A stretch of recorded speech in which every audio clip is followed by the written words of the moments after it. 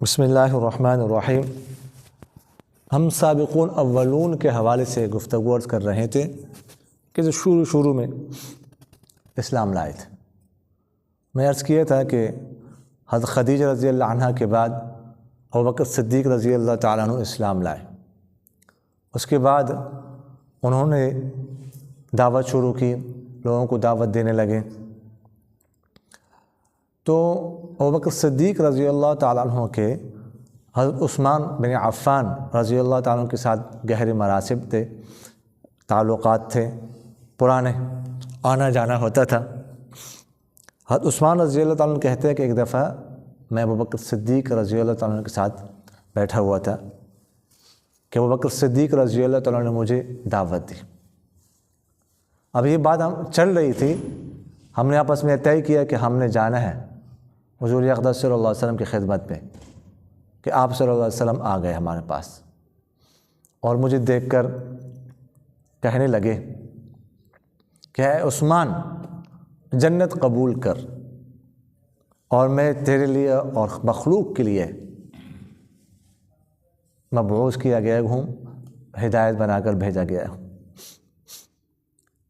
تو فرماتے ہیں کہ جب آپ صلی اللہ علیہ وسلم نے یہ بات کی اور فرمایا کہ اللہ کے سوا کوئی معبود نہیں، صرف اللہ کی عبادت کر، تو یہ سیدھے سادے جملے تھے، سیدھے سادے الفاظ تھے، لیکن ان جملوں نے اثر کیا مجھ پر، اور میں نے اس کے بعد اسلام قبول کیا۔ بعض روایتوں میں یہ بھی آتا ہے کہ میں اپنی خالہ کے پاس، صفیہ کے پاس تھا، ادھر حضور اقدس صلی اللہ علیہ وسلم آئے اور میں حضور اقدس صلی اللہ علیہ وسلم کو گھورنے لگا، تو انہوں نے مجھ سے کہا اے عثمان کیوں مجھے گھور رہے ہیں؟ تو میں نے کہا دیکھو آپ کتنے سمجھدار ہیں، لیکن آپ کے بارے میں یہ باتیں کہی جا رہی ہے کہ آپ یہ کہتے ہیں وہ کہتے ہیں۔ تو اس کے بعد کہتے ہیں کہ حضور اقدس صلی اللہ علیہ وسلم نے مجھے دعوت دی اور مجھے اللہ کی وحدانیت بیان کی۔ اس کے بعد آپ صلی اللہ علیہ وسلم باہر چلے گئے، تو مجھ پر اتنا اثر ہوا کہ میں باہر گیا اور میں نے اسلام قبول کیا۔ حضرت عثمان بن عفان رضی اللہ تعالیٰ عنہ وہ پہلے صحابی ہیں جنہوں نے سب سے پہلے حبشہ کی طرف ہجرت کی تھی۔ انہوں نے اور ان کی اہلیہ حضور اقدس صلی اللہ علیہ وسلم کے صاحبزادی حضرت رقیہ رضی اللہ عنہ، ان دونوں نے سب سے پہلے حبشہ کی طرف ہجرت کی، مجبور ہو گئے، اور 2 ہجرتیں انہوں نے کی ہے، حبشہ کی طرف بھی ہجرت کی ہے اور پھر مدینہ منورہ کی طرف بھی ہجرت کی ہے۔ زمانہ خلافت خلفائے راشدین میں سے سب سے لمبا ان کا ہے، 12 سال۔ ان کے زمانے میں جو مشہور علاقے فتح ہوئے وہ یہ ہیں: قبرص، استخر، خوز، فارس کا آخری حصہ، طبرستان، دار ابجرد، کرمان، سجستان، سابور وغیرہ مشہور علاقے فتح ہوئے۔ ان کا ایک لقب ہے ذوالنورین۔ ذوالنورین اس لیے کہتے ہیں کہ حضور اقدس صلی اللہ علیہ وسلم کے 2 صاحبزادیوں کے ساتھ ان کا نکاح ہوا ہے۔ پہلے نکاح حضرت رقیہ رضی اللہ عنہ کے ساتھ، ان کا انتقال، اس کے بعد ان کا نکاح ہوا ام کلثوم رضی اللہ عنہ کے ساتھ، یہ بھی صاحبزادی تھی آپ صلی اللہ علیہ وسلم کی۔ اور ام کلثوم رضی اللہ عنہ کا نکاح انتقال بھی آپ صلی اللہ علیہ وسلم کے زمانے میں ہی ہوا۔ رقیہ کا انتقال بھی آپ صلی اللہ علیہ وسلم کے زمانے میں، ام کلثوم کا انتقال بھی آپ صلی اللہ علیہ وسلم کے زمانے میں۔ اور آپ صلی اللہ علیہ وسلم نے فرمایا کہ میری اگر 10 بیٹیاں بھی ہوتی نا تو میں ایک ایک کر کے عثمان کو دیتا، اتنے اچھے اخلاق تھے، انتہائی فیاض، سخاوت ان کی بڑے مشہور ہے، خوبصورت تھے، گھنی داڑھی تھی اور گندمی رنگ تھا۔ ذوالنورین بھی ان کا لقب ہے، اور اس کے علاوہ ذوالحجرتین بھی ان کا لقب ہے۔ ذوالحجرتین، ذوالنورین کا مطلب 2 نوروں، ذو کا معنی ہوتا ہے والا، 2 نوروں والا، تو میں نے آپ سے عرض کیا وہ 2 صاحبزادیوں کی وجہ سے۔ اور ذوالحجرتین کا معنی 2 ہجرتوں والا، 2 ہجرتیں انہوں نے کی، حبشہ کی طرف بھی ہجرت کی، مدینہ منورہ کی طرف بھی ہجرت کی ہے۔ اور اس کے علاوہ ان کا لقب ذوالبشارتین بھی ہے، 2 بشارتوں والا، کہ ان کو جنت کی خوشخبری بھی سنائی گئی تھی اور ان کو شہادت کی خوشخبری بھی سنائی گئی تھی، اس لیے ان کو ذوالبشارتین بھی کہتے ہیں۔ 18 ذوالحجہ کو 33 ہجری میں 82 سال کی عمر میں ان کا انتقال ہوا ہے۔ انہی کے زمانے میں ان کو یہ بھی اعزاز حاصل ہے کہ 2 دفعہ قرآن پاک جمع کیا گیا آپ صلی اللہ علیہ وسلم کے بعد۔ ایک دفعہ ابوبکر صدیق رضی اللہ تعالیٰ عنہ کے دور میں قرآن پاک کو جمع کیا گیا باقاعدہ۔ اس کی وجہ یہ بنی کہ صحابہ کثرت سے شہید ہو گئے تھے، اس وجہ سے عمر رضی اللہ تعالیٰ نے مشورہ دیا کہ قرآن پاک کو جمع کیا جائے۔ پھر ان کے زمانے میں پھر قرآن پاک کو جمع کیا گیا۔ ان کے زمانے میں ایسا ہوا کہ حذیفہ بن یمان رضی اللہ تعالیٰ عنہ نے ان کو مشورہ دیا کہ اسلام ادھر ادھر بہت پھیل گیا اجمیوں میں، تو مختلف قراءتوں میں قرآن پاک نازل ہوا تھا، تو آپس میں اختلاف کرنے لگے، ایک قراءت میں پڑھ رہے، اس کو کہ تم غلط پڑھ رہے ہو، دوسرے کہ تم غلط پڑھ رہے ہو۔ تو انہوں نے مشورہ دیا کہ قرآن پاک کو جمع کیا جائے وگرنہ اختلاف بڑھ جائے گا۔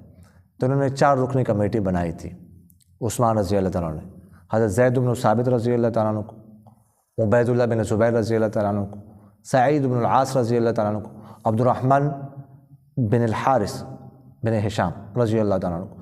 یہ 4 رکنی کمیٹی بنائی تھی کہ تم لوگوں نے جمع کرنا ہے، اور یہ بھی ان سے کہا تھا کہ اگر تمہارا آپس میں اختلاف ہو جائے نا تو اس میں زید بن ثابت رضی اللہ تعالیٰ عنہ وہ انصاری تھے اور باقی تینوں قریشی تھے، تو اگر فرمایا اگر تمہارا اختلاف ہو جائے نا تو پھر رائے جو ہے نا وہ لی جائے گی، ترجیح دی جائے گی جو 3 حضرات قریشی ان کو، زید بن ثابت رضی اللہ عنہ کی رائے کو نہیں، اس لیے کہ انہوں نے فرمایا تھا کہ یہ قریش کے زبان میں نازل ہوا ہے، لہٰذا ان کی رائے کو ترجیح دی جائے گی۔ اور اس کے علاوہ خیر اب یہ تو ہم صرف اسلام لانے کا ذکر کر رہے ہیں، یہ تو لمبی جو ہے نا ان کی جو ان کی فضائل ہے، ان کی تاریخ ہے۔ انہوں نے مکہ مکرمہ مسجد نبوی کی توسیع کی، اور اس کے علاوہ بازنطینیوں کے حملوں سے حفاظت کے لیے سب سے پہلے انہوں نے بحری فوج بنائی، سب سے پہلے بحری فوج انہوں نے بنائی، ان سے پہلے نہیں تھی۔ اور حضور اقدس صلی اللہ علیہ وسلم نے پابندی لگائی تھی کہ 3 دن سے کم، 3 راتوں میں کم سے کوئی قرآن پاک ختم نہیں کرے گا، کیونکہ اس میں پھر انسان تدبر نہیں کر سکتا۔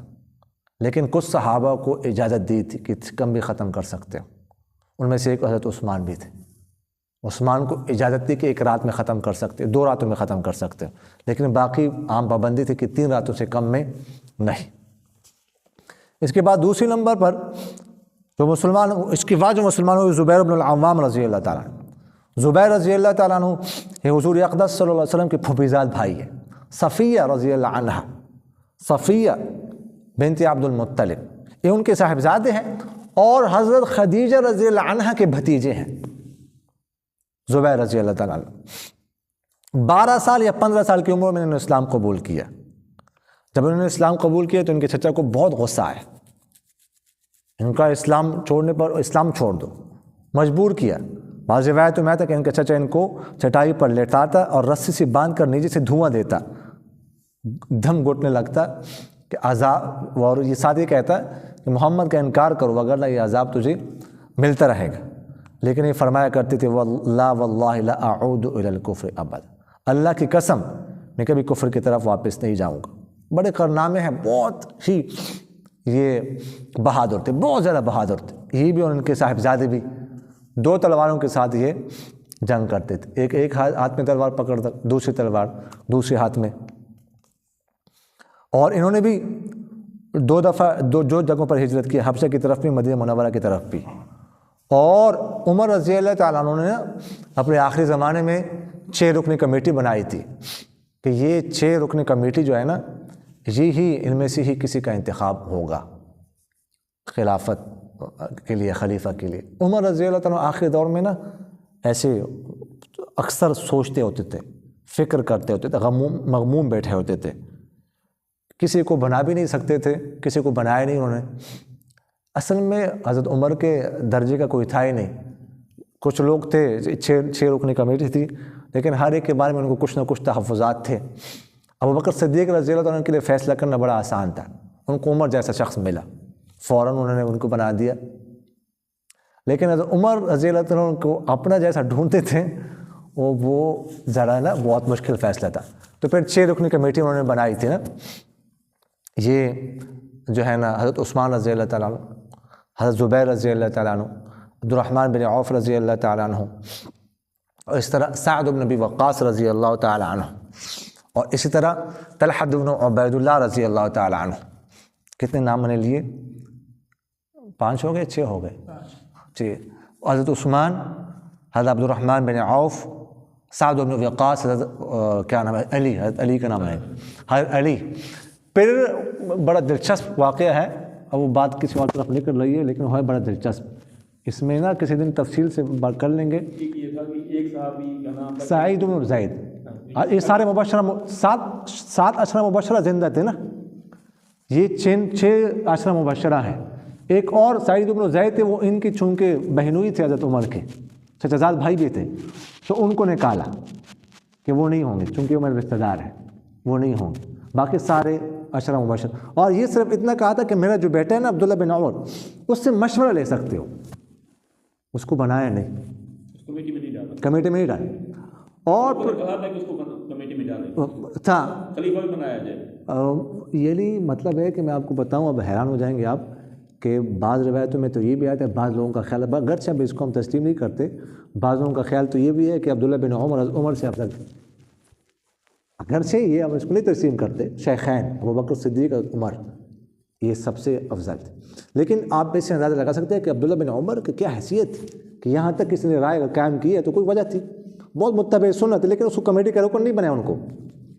پھر بڑا دلچسپ ہوا، 4 جو ہے لوگ تو تھے وہ دستبردار ہو گئے، سعد بن ابی وقاص، عبد الرحمن بن عوف، اور کیا نام ہے طلحہ بن عبید اللہ، اور کیا نام میں نے لیے زبیر بن العوام، یہ 4 حضرات نا دستبردار ہو گئے کہ ہم نے نہیں بننا، لیکن 2 کا پھر مقابلہ رہا، اور ایسے مقابلہ رہا 19-20 کا، اور عثمان رضی اللہ تعالیٰ حضرت علی رضی اللہ، ووٹنگ ایسی رہی، بڑا سخت مقابلہ رہا۔ عبد الرحمن بن عوف رضی اللہ، بات کسی اور طرف نکلی لیکن بڑا دلچسپ، عبد الرحمن بن عوف رضی اللہ تعالیٰ جو ہے بہت بڑے ماشاءاللہ سیاستدان تھے، وہ ایک کے پاس گئے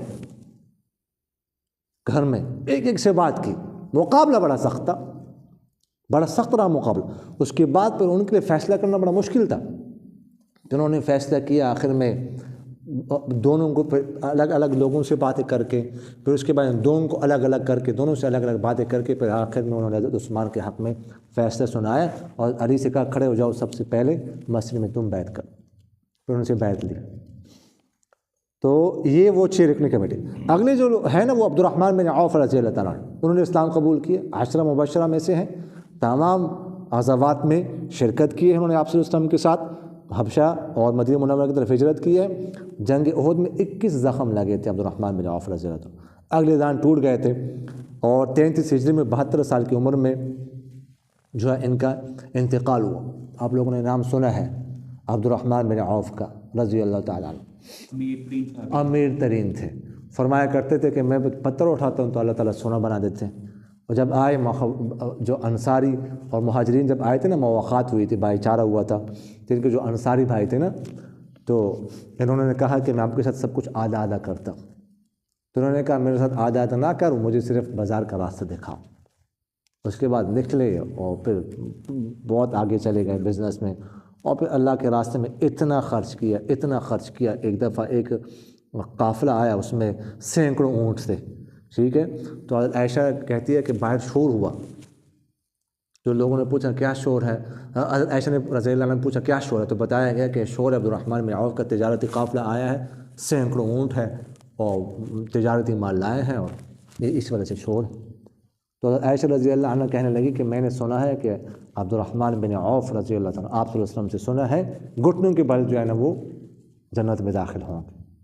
تو جب عبد الرحمن بن عوف رضی اللہ عنہ کو یہ بات معلوم ہوئی تو انہوں نے کہا نہیں، میں تو گھٹنوں کے بل نہیں داخل ہونا چاہتا، میں تو پاؤں پہ داخل ہونا چاہتا ہوں، یہ سارا قافلہ اللہ کے راستے میں صدقہ اتنا بڑا دے تھا۔ تو اللہ تعالیٰ نے پھر دیا بھی، وہ خرچ بھی کیا۔ آمین۔ الحمدللہ رب العالمین والعاقبۃ للمتقین، والصلاة والسلام على خير خلقه محمد وعلى آله وأصحابه أجمعين۔ ربنا هب لنا من أزواجنا وذرياتنا قرة أعين وجعلنا للمتقين إماما۔ سبحان ربك رب العزة عما يصفون وسلام على المرسلين والحمد لله رب العالمين۔ آمين يا رب العالمين۔ یہ ہجرت کر کے گئے تھے؟